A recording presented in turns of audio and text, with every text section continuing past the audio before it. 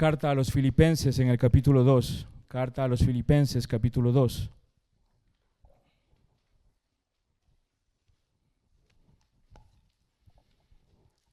Carta a los Filipenses, capítulo 2, verso 5 al verso 8.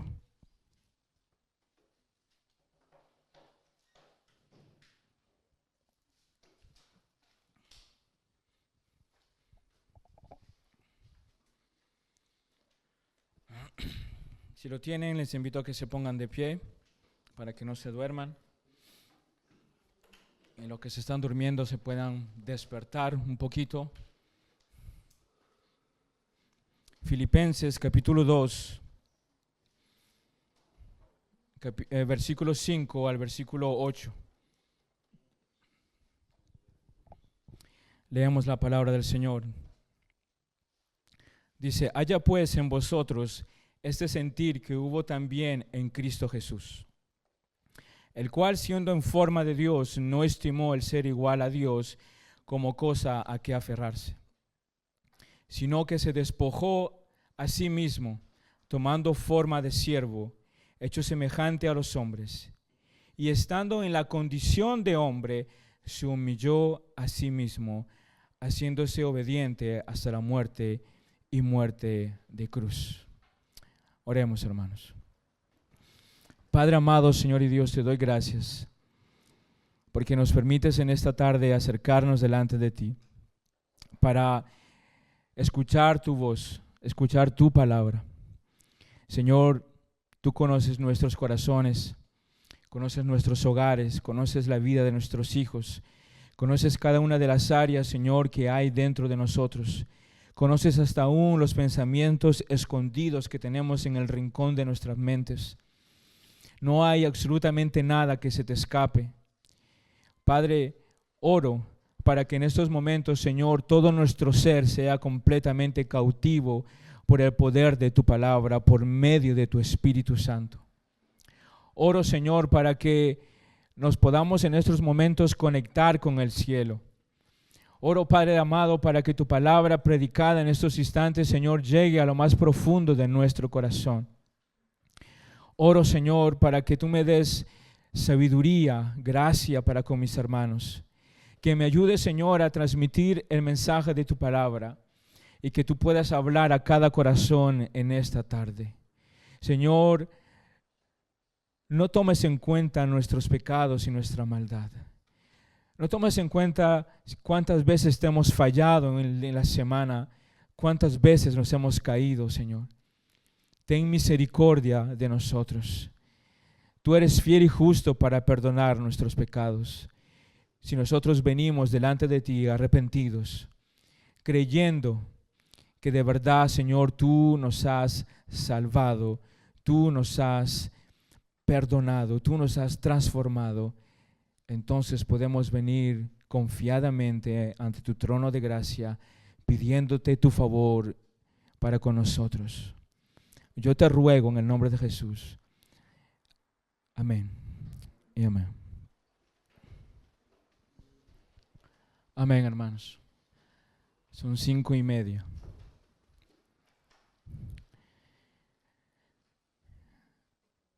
Para introducir, hermanos, este mensaje,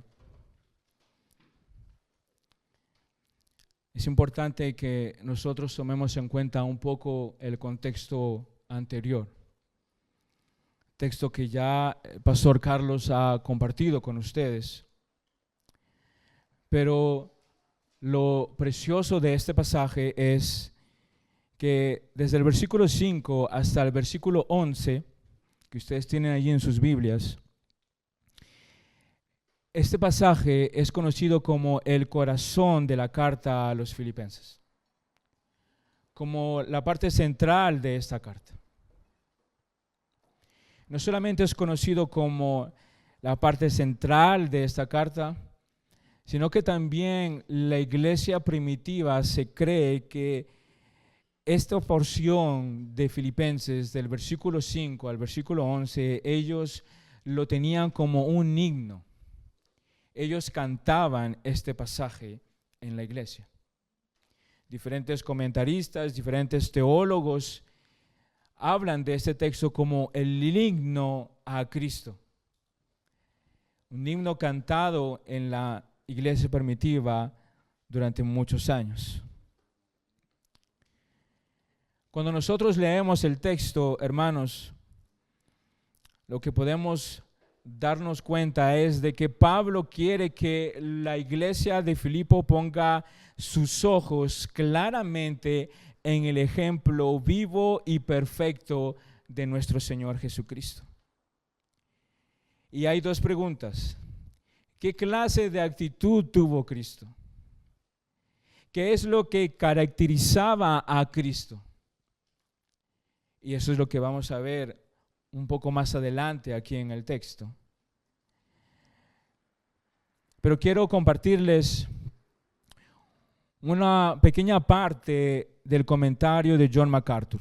No el comentario que ustedes tienen en la Biblia de John MacArthur, sino en el comentario completo de Filipenses de John MacArthur, donde él saca una porción de un libro que no es de él, pero lo voy a citar. En el comentario a los Filipenses, John MacArthur cita el pasaje del libro de Paul Ruiz. Paul Ruiz escribió un libro llamado El hombre adecuado. El hombre adecuado. Es un libro pequeño con una tapa roja, pero que es un excelente libro. Es un libro de los años 1950, si no me equivoco. Es muy joven ese libro, pero dice una gran verdad. Y le comparto lo que dice Paul Reeves en su libro. 2 puntos. Abro el paréntesis. Dice: no olviden, exclama Pablo, que en todo este ancho universo y en todas las sombrías expansiones de la historia, nunca ha existido una demostración semejante de la humildad servil como cuando el Hijo de Dios, por pura gracia, descendió a este planeta descarriado. Recuerden que nunca jamás Él lo hubiera hecho si fuera la clase de deidad que solo mira lo suyo propio y cierra sus ojos a los demás o a los otros. Deben tener presente, mis hermanos, que en virtud de su unión con Él, en una experiencia viva y redentora, este mismo principio y esta misma pasión que motivó a Cristo debe motivarnos a nosotros. Lo voy a volver a leer para que puedan captar bien la idea. No olviden, exclama Pablo, que en todo este ancho universo y en todas las sombrías expansiones de la historia, nunca ha existido una demostración semejante de la humildad servil como cuando el Hijo de Dios, por pura gracia, descendió a este planeta descarriado. Segunda parte, dice: recuerden que nunca jamás Él lo hubiera hecho si fuera la clase de deidad que solo mira lo suyo propio y cierra sus ojos a los otros. Deben tener presente, mis amados hermanos, que en virtud de su unión con Él, en virtud de la unión con Cristo, en una experiencia viva y redentora, este mismo principio y esta pasión que motivó a Cristo debe movernos a nosotros también. ¿Escucharon eso? En breves palabras, hermanos, en toda la historia de la humanidad no ha habido alguien como Cristo. En toda la historia de la creación no ha habido otra persona como Él. No ha habido nadie que nos enseñe con su vida la más grande lección de humildad en todos los tiempos. No ha habido absolutamente ninguna persona. Pero hay algo más aún. No solamente que no ha habido una persona como Él, sino que tomando en cuenta lo que Él es, o lo que Él era, lo que Él es y lo que Él será, siendo el Señor, siendo el Creador, siendo el Salvador, siendo el todo y por todo, Él nos mostró el ejemplo para seguir. No solamente no hubo nadie como Él que nos dé un ejemplo, sino también considerando, hermanos, su posición, lo que Él es y representa, aún tomando mayor conciencia de quién es Cristo y la obra perfecta que Él ha hecho, deberíamos nosotros reflexionar un poquito más sobre quién es nuestro Señor Jesús y su ejemplo glorioso que Él nos ha dado al morir en la cruz. El título de este sermón es La humillación de Cristo. La humillación de Cristo. Si ustedes ven, este pasaje está dividido en dos partes. Del versículo 5 al versículo 8 nos habla claramente de la humillación de Cristo. Pero a partir del versículo 11 en adelante nos habla de la exaltación de Cristo. Y hoy solamente vamos a ver la humillación de Cristo. La exaltación se la dejo a mi próximo hermano que va a tener que predicar. Pero del versículo 5 al versículo 8 vemos claramente esa división donde Cristo es humillado. Pero no humillado por los hombres, no humillado por un imperio, no humillado por alguien más fuerte que Él. No ha sido doblegado a la fuerza, sino que es humillado porque Él mismo lo quiso. Y eso nos lleva, mis amados hermanos, a mi primer punto, la autohumillación de Cristo. La autohumillación de Cristo.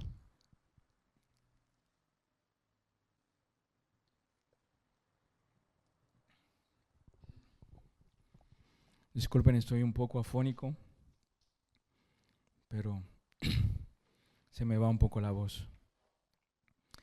Primer punto, la autohumillación de Cristo. Vamos a volver a leer el versículo 5 y el versículo 6. Dice: haya pues en vosotros este sentir que hubo también en Cristo Jesús, el cual, siendo en forma de Dios, no estimó el ser igual a Dios como cosa a que aferrarse. Si leemos los versículos anteriores, como dije al inicio de mi introducción, nos damos cuenta que hemos sido llamados a ser unánimes, nos dice los versículos anteriores, del versículo 1 al versículo 4. Somos llamados a hacer las cosas con humildad. Y el versículo 4 dice que debemos estimar a nuestros hermanos como superior a nosotros mismos. ¿Recuerdan eso? ¿Lo recuerdan? Eso lo predicó, si no me equivoco, hace 15 días atrás, Pastor Carlos. Somos llamados a estar unánimes, dice el texto. Somos llamados a tener humildad o a hacer las cosas, claramente dice el texto, con humildad. Y a un punto que debemos considerar a nuestros hermanos como superiores a nosotros. Ese aspecto de superiores no está hablando de una superioridad de fuerza, no está hablando de una superioridad intelectual. No, Él es muy inteligente, Él está en otra estratosfera diferente a la nuestra. Él no camina, Él vuela, entonces no puedo andar con Él. O no, su fuerza es sumamente demasiada, comparable a la con nosotros. Nosotros somos pequeños mortales al lado de este hombre. No está hablando de esa superioridad. Está hablando de que debemos considerar a nuestro hermano, considerar a nuestra hermana superior a nosotros para que tengamos una actitud humilde, para que podamos hacer las cosas con humildad, para que haya una unidad entre nosotros. Ese es el sentir. Pero cuando nosotros ahora entramos en materia, aquí en el versículo 5, para que me sigan y no se duerman, y al que se duerme le vamos a echar agua. El versículo 5 dice: haya pues en vosotros este sentir que hubo también en Cristo Jesús. Pero cuando nosotros estudiamos el texto y comenzamos a darnos cuenta de las palabras que Pablo está utilizando, es importante darnos cuenta qué es lo que está diciendo. Y Pablo está utilizando aquí un tiempo y verbos específicos. Pablo está utilizando palabras específicas. Pablo no está escribiendo al azar o tratando de ganarle al tiempo como cuando a nosotros nos pasaba. Yo recuerdo de niño cuando estaba en Perú y esas pizarras grandes verdes y el profesor comenzaba a escribir e iba avanzando y cuando llegaba al final él comenzaba a borrar lo que había escrito de primero y tú tenías que apurarte de escribir porque sabías que si llegaba aquí te perdías la mitad de la lección y ya habían borrado la pizarra y estabas preguntándole al compañero: oye, ¿qué seguía después de aquí del punto número 2? No sé, el profesor lo borró. Pablo no está escribiendo de esa manera. Pablo está utilizando un tiempo y una manera específica, y ahí es donde yo quiero acentuar. Pablo está utilizando un imperativo presente, y eso es importante. Pablo está utilizando un imperativo presente. Dice: haya pues en vosotros este sentir que hubo también en Cristo Jesús. Un imperativo presente. Por lo cual esta frase sigue sonando actual a las generaciones que siguieron después de Pablo, a nosotros, y seguirán sonando igual de la misma manera a las generaciones futuras.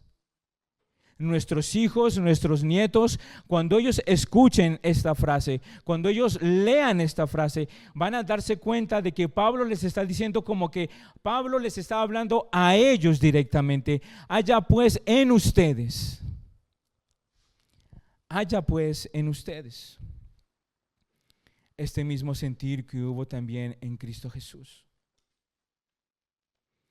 Al ser un imperativo, hermanos, es una orden, es un mandamiento directo, y eso es lo que cambia por completo el sentido de la frase, porque no es una propuesta, no es si nosotros queremos, no es si nos parece a nosotros, sino que es directamente un mandamiento dado a la iglesia. En este caso, este mandamiento o esta frase era dirigida en su contexto a la iglesia de Filipo. Y la iglesia de Filipo está recibiendo esta carta y ellos la están leyendo en su culto, y en su culto dice: haya pues, iglesia de Filipo, en vosotros este sentir que hubo también en Cristo Jesús.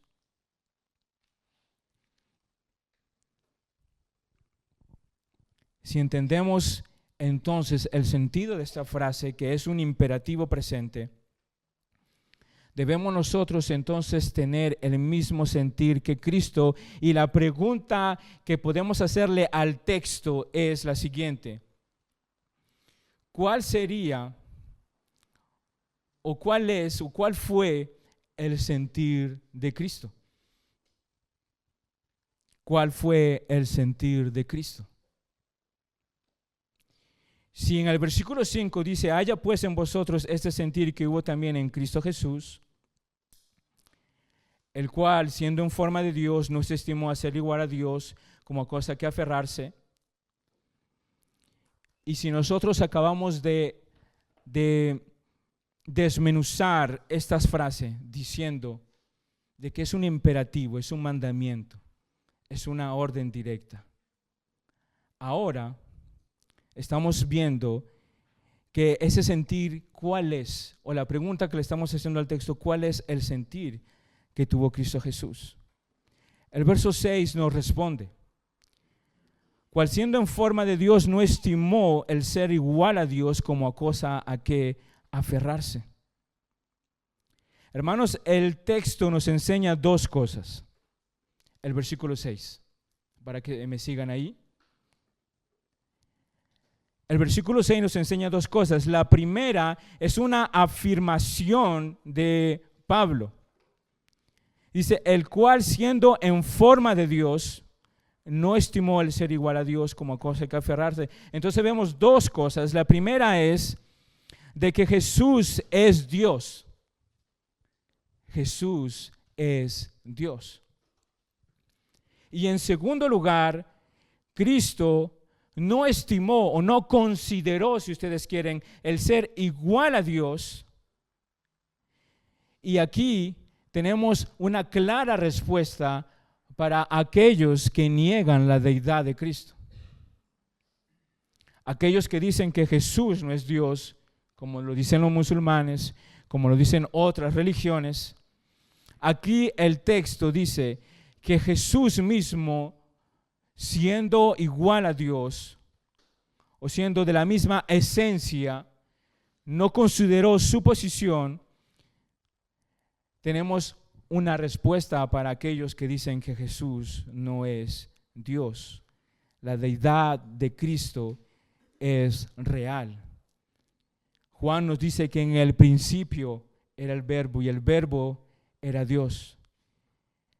Jesús es el Verbo y Él existe desde el principio. Desde que todo, antes que todas las cosas existieran, Él ya existía. Entonces tenemos aquí una respuesta para aquellos que no creen en Jesús como Dios. Y la segunda parte, vemos que aún estando en esa posición de Dios, de deidad, de gloria, de majestad, de poder, Él no consideró esa posición, sino que no se aferró a ella, sino que soltó para poder encarnarse y para poder bajar aquí en la tierra y caminar en medio de los hombres. Hermanos, en nuestra sociedad y en el mundo en el que vivimos, muchos hombres, cuando tienen un mínimo de poder, sus actitudes cambian, sus corazones cambian. Yo no sé si ustedes tal vez han tenido un conocido alrededor de ustedes que nunca tuvo nada, que fue igual que todos nosotros, pero en algún momento, por no sé qué milagro, llegó a obtener algo.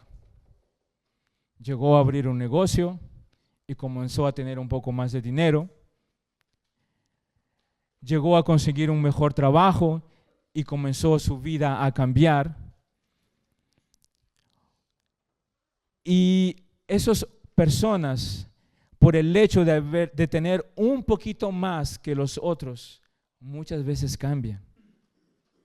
No sé si les ha pasado, ustedes no, tal vez no les ha pasado a ustedes no tienen esa clase de amigos. Pero muchas veces pasa que personas así, por el hecho de tener un poco de poder o de autoridad, sus corazones cambian, sus actitudes cambian. Hay personas que, hasta compañeros de trabajo, a mí me ha pasado mucho esto, de que tenemos el mismo trabajo, hacemos exactamente lo mismo, pero por alguna razón a esa persona le dan un puesto un poco más alto, le dan una responsabilidad mayor y esa persona comienza a cambiar y ya no te habla de la misma manera. Ya comienza él a darte órdenes a ti. Oye, pero estás llegando tarde. Oye, pero apúrate, haz esto, haz aquí, muévete acá. No has hecho esto, no has hecho el otro. La gente comienza a cambiar de actitud. ¿Cuántos más los hombres que están en el poder, como los presidentes, como los ministros? como las celebridades, como aquellos cantantes también, como aquellos artistas de cine, que en su comienzo no eran un don nadie, que corrían de casting en casting, que corrían de lugar en lugar para poder obtener un puesto, obtener una participación, un pedacito en la película, o que puedan figurar detrás, pasando detrás del artista, y que puedan decir, mira, el que tú ves caminando detrás de cámara, ese soy yo. Pero llegó un momento donde les dieron la oportunidad, donde su rostro salió en pantalla, donde ellos ya comenzaron a salir en los carteles de la calle, donde ya aquel hombre que nadie conocía y que todo el mundo votó por él porque le prometieron muchas cosas, comenzó a cambiar, porque ya tiene el poder. ¿Cuántas personas cambian cuando tienen un poquito más que los demás? ¿Cuántas personas se les crece el pecho y se ponen como pavos reales y ya se creen los mejores? Y se olvidan que antes solamente tenían un pan y un vaso de agua. Hermanos, si hay alguien que puede presumir de algo, es nuestro Señor Jesús. Si hay alguien que puede jactarse, si hay alguien que puede demostrar su poder, su majestad, su gloria, todo lo que Él es y todo lo que Él ha hecho, es únicamente Él. Pero aún así, mis amados hermanos, Él, como dice el texto, no consideró su posición. No tomó en cuenta decir, es que esto me va a traer beneficios. Es que esto es bueno que yo lo haga. Es que si yo me despojo de la posición en la que yo estoy, es que voy a sacar alguna gloria mayor para mí. Nosotros los hombres sí somos así. Nosotros los hombres nos aferramos a un pedazo de tierra, nosotros nos aferramos a un puesto, nosotros nos aferramos a un centavo, nosotros nos aferramos a un pedazo de tela, a un pantalón, a una camisa, nosotros nos aferramos a un pedazo de pan. Cristo no consideró su posición. Yo recuerdo hace un tiempo atrás, fuimos a esquiar con mi familia, algunos hermanos. Y en las montañas, cuando tú vas a esquiar y cuando tú quieres que te lleven a una parte para que después tú te resbales con los esquí, tú tienes que agarrarte de lo que le llaman en francés le tire-fesse. Es una vara que tú tomas y tú la pones entre tus piernas, se engancha atrás y tú tienes que sostenerte y dejarte llevar por la fuerza de la máquina. Pero la mayoría de las personas cuando lo hacen por primera vez o segunda vez se caen, porque tú tienes que agarrarlo rápidamente, ponerlo entre tus piernas y dejarte llevar por los esquí. Pero eso no significa que tienes que sentarte, ponerte cómodo y que te traigan un café, sino que tú tienes que solamente dejarte llevar y sostenerte de la barra. Pero ¿qué pasa? ¿Por qué cuento esta historia? Porque muchas personas, nosotros somos así, que agarramos la vara y nos caemos, y cuando tú ves a esas personas que se caen, no sueltan la vara, aunque están en el piso arrastrando con un esquí, y un esquí ya se te salió, y otro zapato ya se te salió, y un guante se voló, y tu gorro está por allí volando por el otro lado, pero tú no sueltas la barra y tú sigues jalándote. Cuando el que dirige la máquina te está gritando desde abajo, suéltela porque se va a hacer mal, suéltela, pero nosotros seguimos amarrados de ese palo. Es exactamente lo mismo.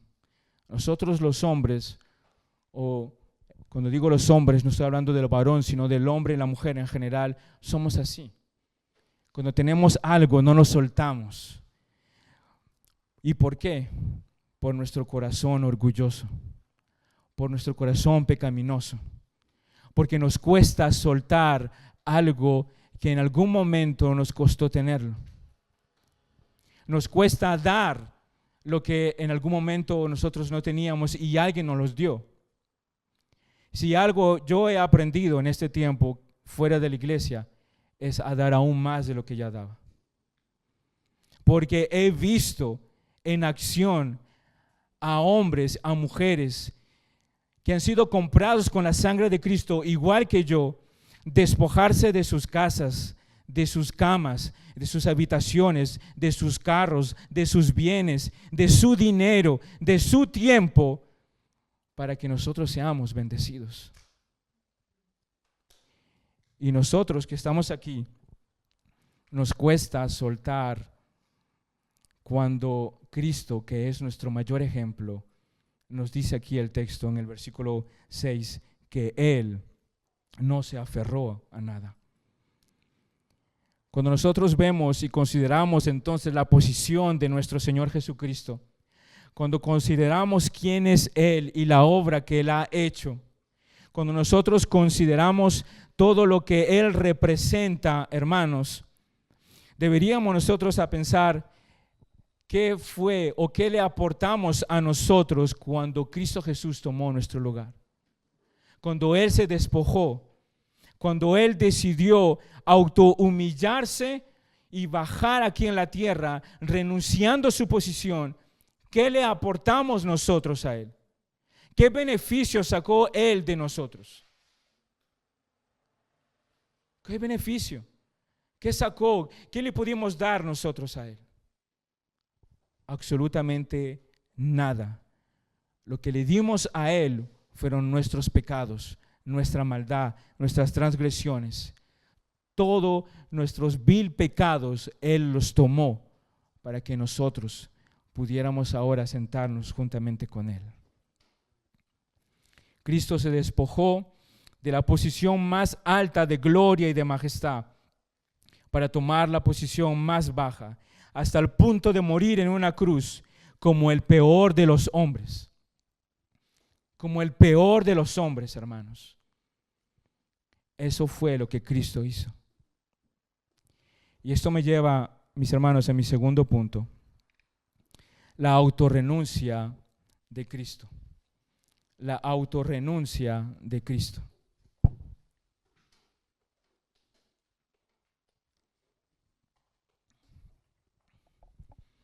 La autorrenuncia de Cristo, del versículo 7 y 8.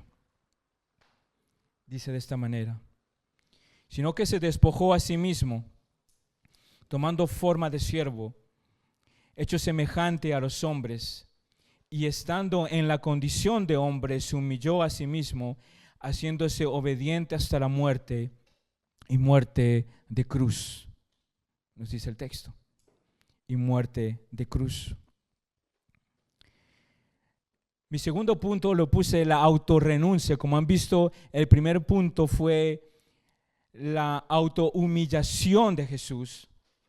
Como dije al inicio, nadie lo oprimió, nadie lo obligó, sino que Él se autohumilló, como lo acabamos de ver, despojándose de su posición para que pueda hacerse hombre y venir en medio de nosotros. Pero en nuestro segundo punto vemos su autorrenuncia. Él renuncia a todo. ¿En qué sentido? Dice, sino que se despojó a sí mismo, tomando forma de siervo, hecho semejante a los hombres, y estando en la condición de hombre, se humilló a sí mismo, haciéndose obediente hasta la muerte y muerte de cruz. El punto importante aquí está en el versículo número 7, donde dice que tomando forma de siervo. Forma de siervo. Si no me equivoco, está hablando de un sentir de que Él se está volviendo un esclavo, en otras palabras. Él se está humillando, Él está sirviendo. Y la expresión de esta frase, que puede traducirse en uno de esos pasajes de la palabra de Dios, es cuando Él agarra la toalla y agarra la vasija y la llena de agua y comienza a lavar los pies de sus discípulos. ¿Recuerdan esa escena? ¿Recuerdan la escena donde Cristo Jesús agarra la toalla y comienza a lavar los pies de cada uno de sus discípulos? El que lavaba los pies de los invitados en una casa era el siervo, el esclavo de aquella casa. Cuando tú llegabas a una casa, te quitaban tus sandalias y te lavaban tus pies. Era un símbolo de respeto. Era un símbolo de poder recibir a esa persona de una manera adecuada. Y al haber hecho eso, por esa razón tenemos a Pedro que dice: Señor, no me voy a dejar que me laves. Porque era humillativo que Cristo Jesús lo hiciera. Pero él le dice: si no lo hago, no tendrás parte conmigo, Pedro. Y Pedro le dijo entonces que no sea solamente los pies, sino que sea la cabeza y todo el cuerpo. Hermanos, Jesús se despojó a sí mismo, se despojó de su gloria, de su esplendor, de vivir a la diestra de Dios Padre, de no conocer el pecado, de no conocer la maldad, de no ver el hombre literalmente pecando frente a él. Se despoja de eso y toma una forma de siervo para poder estar en medio de los hombres. Y en esa condición de hombre, él se humilla aún más. La doble humillación, la autorrenuncia de Cristo, donde él no solamente vino ahora en forma de hombre, sino que en esa condición de hombre se viene a humillar aún más, siendo obediente hasta la muerte y muerte de cruz. Cuando nosotros vemos, hermanos, a lo largo de la palabra de Dios, si algo Dios demanda de su pueblo, no es sacrificios. Y nosotros a veces decimos: voy a hacer el esfuerzo de ir a la iglesia hoy. El Señor no te está pidiendo que tú hagas el esfuerzo. Voy a hacer el esfuerzo de ir hoy a la reunión de oración. Me voy a motivar para ir a la reunión de ESER este sábado. Dios no te está pidiendo que tú te motives, que tú te digas: bueno, ahora lo voy a hacer. Lo que Dios demanda de su pueblo, de sus hijos, de aquellos que han confesado con su boca que Jesucristo es Señor, ¿saben qué es? Obediencia. Obediencia. Y si tú no quieres venir a la iglesia, y si tú no quieres reunirte con tus hermanos, y si tú no quieres vivir la vida de iglesia, déjame decirte y darte esta mala noticia: estás desobedeciendo a Dios. Estás desobedeciendo a Dios. No le estás desobedeciendo a los pastores de la iglesia, no le estás desobedeciendo al hermano que lidera o al pastor que da la enseñanza los sábados por medio de Zoom, por internet. No nos estás desobedeciendo a nosotros los hombres. Nosotros simplemente somos hombres de carne y hueso. La palabra de Dios dice: más que sacrificios, quiero obediencia de mi pueblo. Y la obediencia es cuando tú renuncias a tus propios deseos, a tu propio egoísmo, a lo que tú quieres en tu corazón, a lo que tú no estás dispuesto a dejar. Todavía estás atado como aquella cuerda del esquí que tú no quieres soltar, aunque estás caído, aunque ya no tienes un esquí, aunque estés lleno de nieve, pero tú todavía te sostienes de esa vara. Cuando el Señor nos está dando un ejemplo glorioso y grande que es nuestro Señor Jesucristo, Él se despojó de todo lo que Él representa para poderse hacerse hombre. Y no solamente allí, no solamente se queda en ser hombre, sino que en la condición de hombre, Él se humilla a morir en una cruz como el peor de los hombres.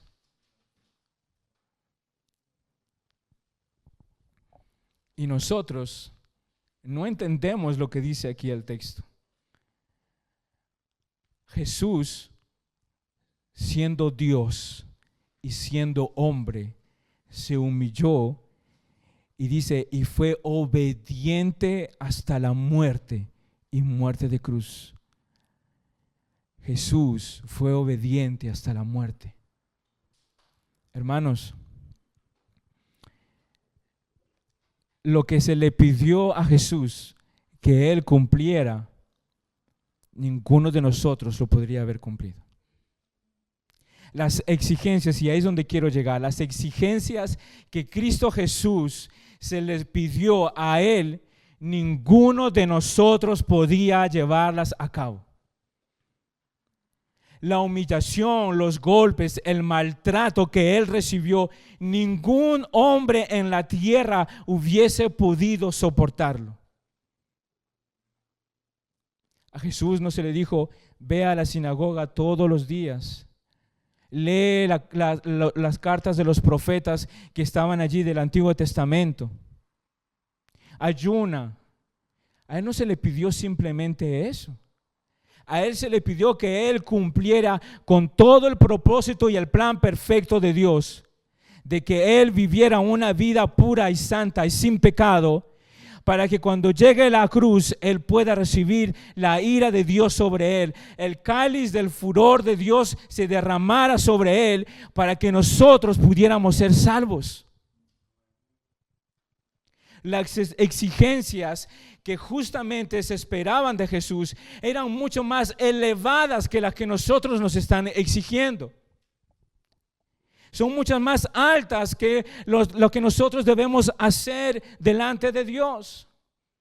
Buscar la presencia de Dios, orar, tenernos una vida de devocional, conocer la palabra de Dios, venir y vivir el evangelio en nuestra iglesia, amar a nuestros hermanos, considerándolos, como dice el texto anterior, como superior a nosotros mismos, tratándolos con humildad, como dice el texto también. Entonces, ¿a quién de nosotros se nos ha pedido de morir en una cruz? ¿A quién de nosotros se nos ha pedido de que tú recibas los latigazos que cayeron sobre sus espaldas? ¿A quién de ustedes, hombres que están aquí, que tienen barba, a quién de ustedes le han arrancado la barba con las manos? ¿A quién de ustedes le han escupido en el rostro? ¿A quién de ustedes le han puesto una corona de espinas? ¿A quién de ustedes le han clavado en una cruz? ¿A quién de nosotros se nos ha atravesado con una lanza para saber si todavía estabas vivo o muerto? Cristo Jesús, el Hijo de Dios, siendo hombre, se humilló en una condición aún más, al morir en una cruz en medio de ladrones, en medio de dos hombres que habían robado, y Él estaba en medio de ellos. Los que estaban sucios y manchados alrededor de Él, había uno en medio que estaba puro y sin manchas. Pero Él recibió la ira y el furor de Dios. Él recibió lo que ninguno de nosotros podía recibir en la cruz. Así que, hermanos, el propósito que tiene este pasaje es de que nosotros podamos ver la autohumillación y la autorrenuncia de Cristo en todos sus aspectos. Él renunció a la posición más alta para venir a la posición más baja. Él dejó su gloria, Él dejó de disfrutar con el Padre para andar en medio de hombres pecadores que lo despreciaron. Él dejó la adoración de los ángeles y de los querubines que cantaban y que lo adoraran para poder estar en medio de hombres que lo insultaban y que lo humillaban. Él dejó de vivir en medio de toda la gloria y el resplandor y la santidad de Dios, donde nadie lo puede ver, para poder estar en medio de la inmundicia y del pecado y de lo más vil que ha conocido este mundo.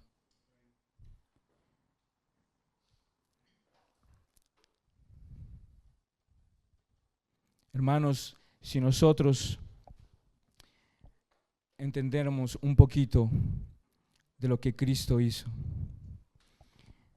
Si nosotros comenzáramos a ceder sobre nuestros privilegios, si nosotros comenzáramos a ceder sobre nuestras posiciones, si nosotros comenzáramos a dejar todos pensamientos, todas ideas, todas cosas preconcebidas que están en nuestra mente y comenzamos a ser como Él, entonces las cosas cambian.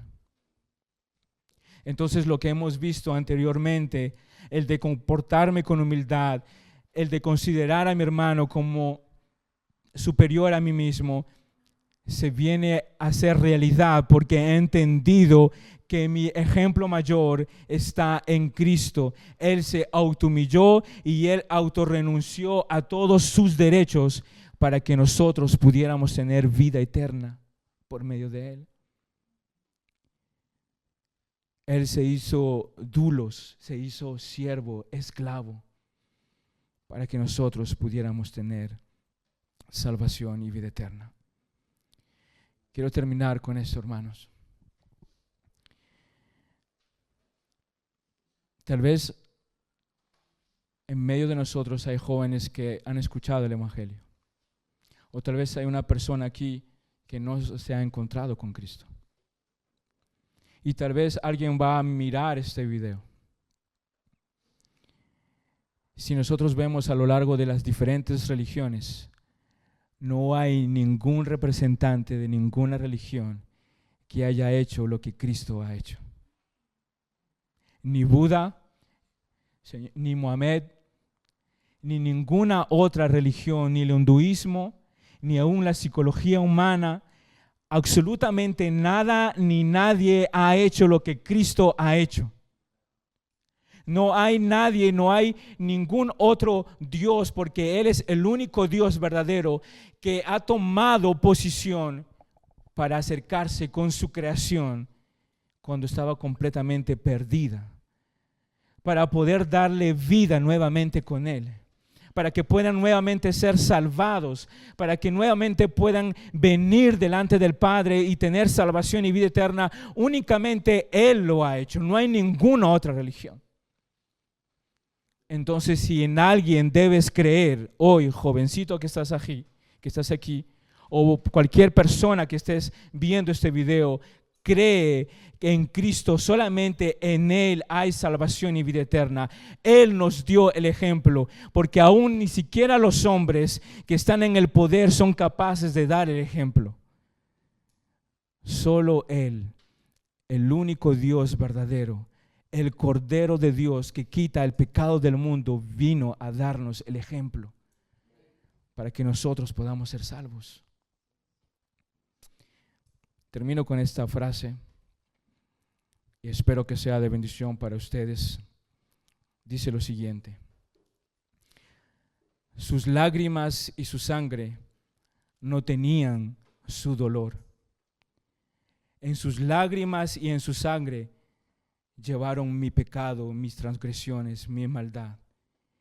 Y por medio de Él soy perdonado y soy salvo.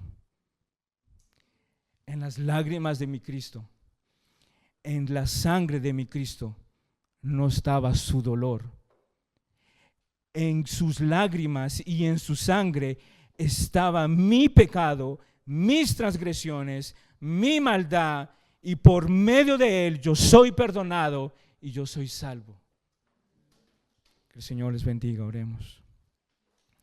Señor y Dios, te doy gracias por tu palabra, por esa gracia increíble que nos ha traído hacia ti, porque hemos sido salvos, alcanzados, perdonados, transformados, porque Cristo Jesús se humilló en la cruz del Calvario para que nosotros podamos ser salvos. Señor, no tomes en cuenta nuestros pecados, nuestra tibieza, nuestra maldad. No tomes en cuenta, Señor, cuán débil a veces somos, cuán indiferentes, infieles somos, Señor, contigo. Ten misericordia de nosotros. Ten misericordia de nuestras vidas, oh Dios. Obra en nosotros, Padre. transfórmanos para tu gloria y ayúdanos a renunciar a nosotros, ayúdanos a tomarte como ejemplo en esa autohumillación y en esa autorrenuncia, para que tú puedas brillar aún más en nosotros, para que el mundo pueda ver a Cristo en nosotros. Padre, a ti te doy la gloria y la honra, en el nombre de Jesús. Amén y amén.